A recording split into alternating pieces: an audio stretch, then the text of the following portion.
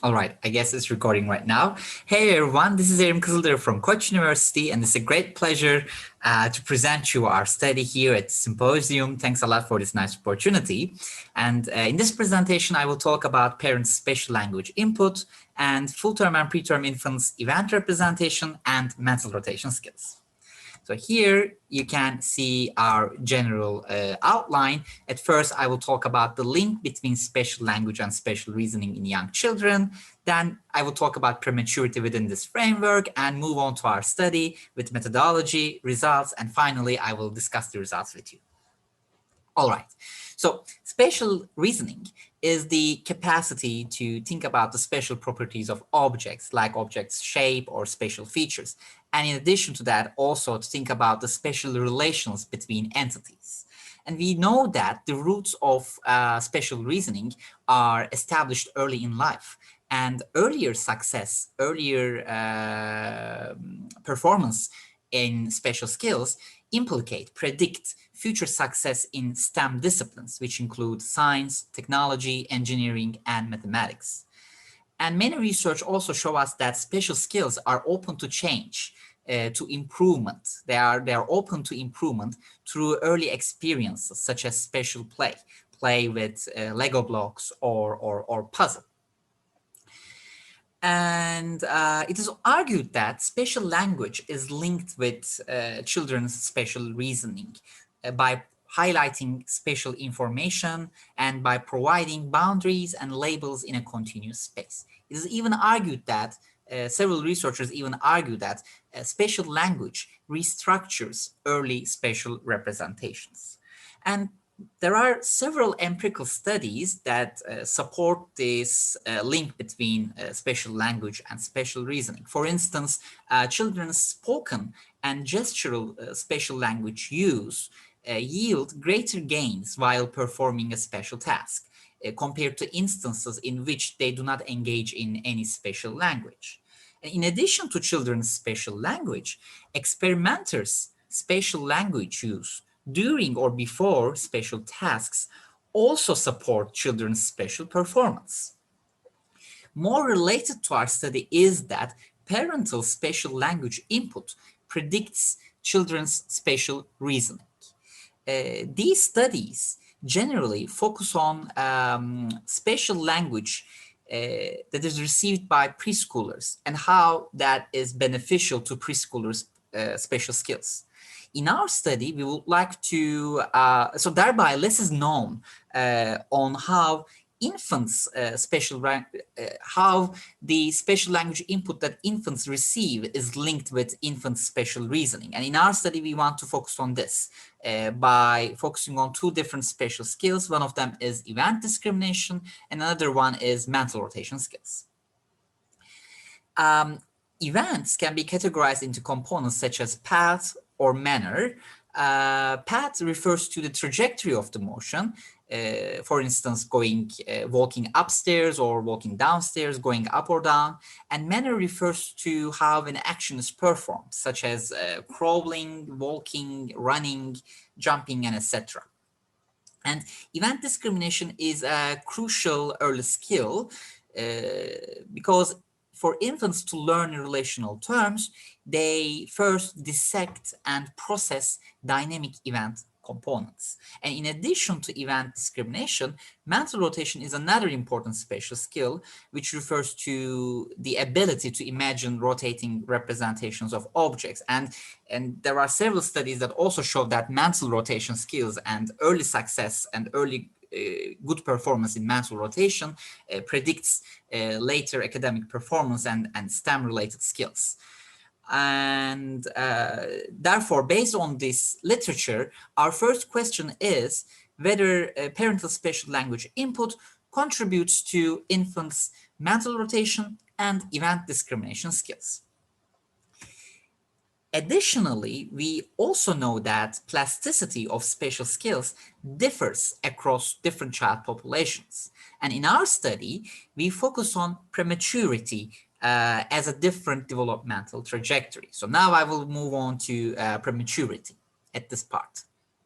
And preterm birth is operationalized as birth before the gestation week of 37, and preterm infants experience significant health costs, and they also experience cognitive, language, and motor delays and deficits. And the phenomena is important because there's a worldwide increasing trend, and the prevalence rate is considerable across many different countries.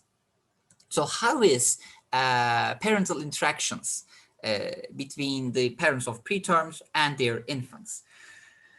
So preterm parents face challenges due to prematurity, and there might be several factors that might lead parents to face stressful instances. I would say some challenges. For instance, the parents might have stressful concerns for their preterm children's health, or they might have stress due to the financial requirements for compensating for their preterm children's developmental delays, or the early interruption of transition to parenthood might also be stressful for preterm parents. So there are several factors, and these factors might lead to parenting differences compared with full-term parents. However, the empirical studies show equivocal results regarding the comparisons of early parent-child interactions between full-term and preterm groups. And importantly, we know that similar to full-term children, preterm children are also scaffolded by positive and responsive parenting. And in our study, in this case, we would like to focus on parental spatial input and whether it would have beneficial effects on preterm infants as well. So in addition to our primary research question, we would like to investigate whether there are group differences between full-term and preterm infants regarding their spatial skills and parental input. And we also would like to question whether parental spatial input contributes to full-term and preterm infants differentially or similarly.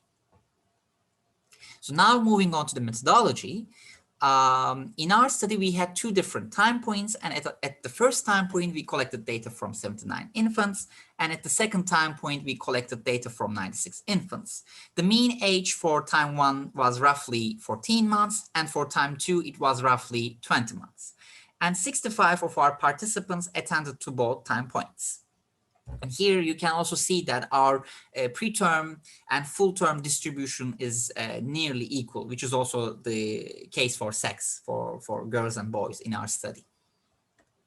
So measures, we coded parental spatial input through 10-minute free play sessions, and we coded the spatial input based on the adapted version of the System for Analyzing Children's Language About Space. And we coded any word token that provides spatial information, including size, shape, features, orientation, locations, and spatial relations and deictics. So we coded words such as small, big, square, circle, edge, above, next to, here, or there. And since the play session durations were not equal across participants, we divided the total spatial input into play session durations. And as a general language input, as a control measure, we coded parents' general language quality input, again through the free play sessions that we have. And we coded linguistic complexity, which refers to the percentage of complex clauses with respect to the total number of clauses. Here, complex clauses refer to clauses with multiple predicates that are combined through different linguistic structures, such as adverbials, relative clauses, or conjunctions.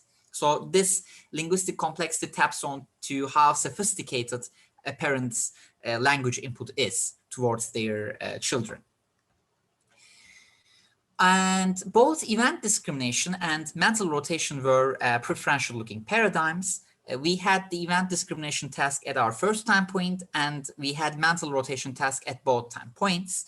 Our mental rotation task was adapted from frequent mirroring study. In that study, the task was an habituation paradigm, but we adapted to it into a preferential looking paradigm. And in these tasks, infants undertook these experiments seated on their parents' laps, and we displayed the test stimuli on a laptop. and participants, infants' eye-looking behaviors were recorded with SMI scientific eye tracker. And in the test phases, the two sides of the screen showing the familiarized and different stimuli were coded as two distinct areas of interest. And we obtained a preference score, which referred to the looking to different stimulus divided into total looking time during the test trial. And this preference score taps on whether infants discriminate the difference between the two stimuli during the test phase. And we also excluded participants based on exclusion criteria, which were side bias and attention. So infants who didn't attend to the test considerably were excluded. So I'm going to show you the event discrimination task in more detail. Here, you can see that we had 4 familiarization trials in which participants were familiarized to a motion event. Here, our motion event, as you can see, is walking downstairs. And then we had 2 different test trials. In one trial, we assessed path discrimination, and in another one, we assessed manner discrimination. So in the path discrimination trial, we assessed path discrimination by simultaneously showing one stimulus with the familiarized path and one stimulus with a different path. So here you can see there is walking downstairs, this is the familiarized path, and walking upstairs, which is a different one. And the same procedure was applied to manner as well. Here you can see that at one point, at one side, the lady is walking, and at the other side of the screen, the lady is running. So here again, at one side, there is this familiarized manner, and at the other side, there is this different manner. And we look at the preference score to see whether infants discriminate these event components. And now I will also talk about the mental rotation task. Again, here first we familiarized our participants to different rotations that are different than the rotations during the test phase. So here you can see the object T goes down and then it's rotated in several different angles. And then we had 3 object familiarization trials in which an object just goes down. So here our aim is to familiarize our infants to the object that will be shown during the test trials. And then we had 3 test trials for 3 different angular rotations. So the test trials were static rather than dynamic. Again, on the left, there was this familiarized object, and not on the left, on one side of the screen, I should say, there was this familiarized object, and at the other side of the screen, there was this mirror image of the familiarized object. So here, the test trial for 0 rotation, you can see the P object and its mirror image side by side being shown to infants simultaneously. Again, the second test trial as 90 degrees, and the other test trial as 135 degrees of rotation. And just to be clear, both for mental rotation and event discrimination tests, there were different conditions, and the test trials were counterbalanced across the conditions. So the order of our test trials were not the same across the conditions. All right, so let's move on to the results. And our preliminary analysis yielded no sex differences for any variables. So we didn't include sex in our analysis. And importantly, we submitted our study to the symposium with the preliminary data. However, with the full data set, we obtained a preference problem during the event discrimination task. For the total sample, we found salience effect for manner, meaning that infants preferred to look to the manner change during the salience trial before the test trials. Therefore, there was a manner bias, and due to this manner bias, due to this salience effect, we didn't continue our analysis with the data from event discrimination task, and we just continued with the data from mental rotation and free play session. And our one sample t-test showed that the preference scores for any of the angular rotations weren't above chance level, neither for preterms nor for full terms. So as you can see on the left, there is time 1 mantle rotation performance, and on the right, the figure shows the time 2 mantle rotation performance for preterm and full term infants for 3 different angular rotations. And here you can see that across the different angular rotations, neither preterms and nor full terms were above chance level. And for our parental input, parents' general language inputs increased from time 1 to time 2. However, there was no change in spatial input from time 1 to time 2. And regarding the FT, full term and preterm differences regarding parental input, here you can see the table that gives the comparison.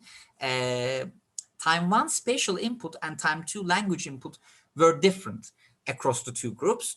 And for both input, for time 1 spatial input and time 2 language input, full term parents provided more input compared with preterm parents. So, is there a relation between parental spatial input and infant's mental rotation? To understand whether there is a relation, we conducted hierarchical linear regressions for concurrent and longitudinal analysis. So in our regression models, we had 3 different steps.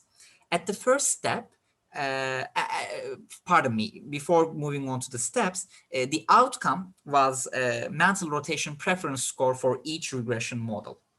0 degrees, 90 degrees, and 135 degrees. And so coming to the independent variables of our regression model, at the first step, in our first step, we included age and parental general language input as control measures. Then at the second step, we included neonatal status, which refers to whether infant is a preterm or a full term, and parental spatial input as predictors of our model. And then at the third step, to understand whether the effect of spatial input on infant's mental rotation is different across preterms and full terms, we included the interaction term of neonatal status and parental spatial input. So after conducting these regressions, we couldn't find any longitudinal findings. However, we had 2 concurrent models that were significant. And now I will give the details of those 2 significant models. So one of these models was the model in which time 1 parental spatial input was predicting time 1 135 degrees preference score. So here in the model, you can see that parental spatial input significantly predicts 135 degrees preference score, and the model is significant. And the other model that is significant is time 2 parental spatial input predicting time 2 90 degrees preference score. Here again, you can see that time 2 parental spatial input is a significant predictor, and the model here, we have to be cautious, is marginally significant. It's 0.057, so it's not significant, but marginally significant. Then, at the third step, we tried to understand whether this contribution of parental spatial input was different between preterm and full term groups. So we had the interaction term.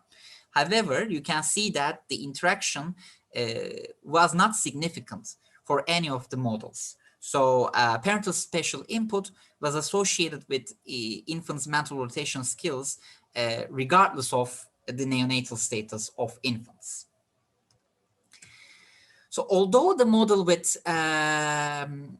although our second model was marginally significant, spatial input and neonatal status at the second step contributed significantly to the model. And hence, we conducted partial correlation between time 2 spatial input and time 2 90 degrees preference score, controlling for infant's age and controlling for parents' general language input. And we found a positive correlation between time 2 spatial input and time t 90 degrees preference score, which was a positive correlation. All right. Now I will move on to the discussion section. And regarding the mental rotation and event discrimination performances, since infants had a manner bias, we cannot discuss event discrimination because we didn't analyze the data.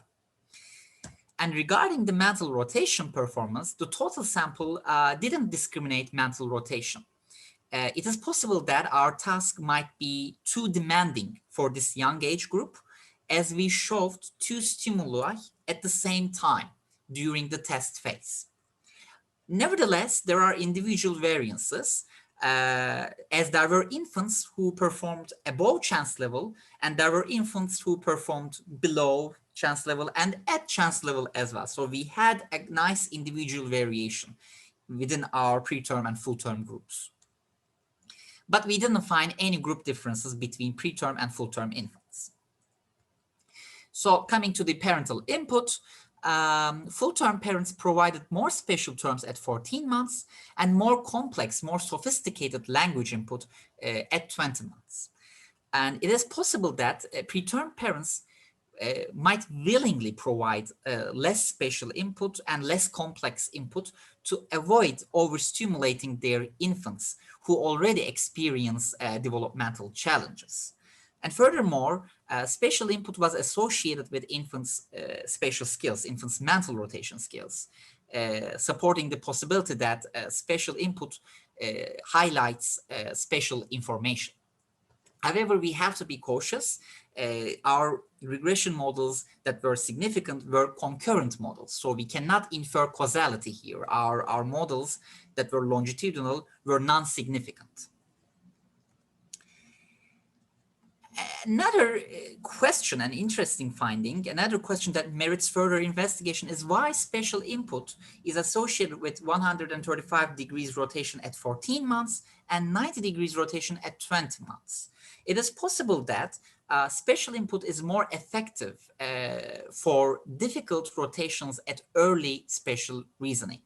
This is also in line with the study done by Casasola and colleagues in 2020 with preschool age children. And for the finding regarding the second time point, frequent exposure to 90 degrees rotated objects within time might be a reason. So in our environment, it is more common to observe objects rotated in 90 degrees, such as a book fallen to the ground from a bookcase, or a glass that is toppled on the table, or a toy that is vertically put in the toy box rather than horizontally put. So infants might be exposed to 90 degrees rotated objects more compared to 135 degrees rotated objects. And this frequent exposure might have a later effect during the development. And this finding might also be paralleling the notion that optimal input may be shaped by children's developing competences. And last but not least, although preterm infants and parents experience developmental challenges, not only full-term infants were scaffolded by parental spatial language input, but also preterm infants were scaffolded by their parents' spatial language input.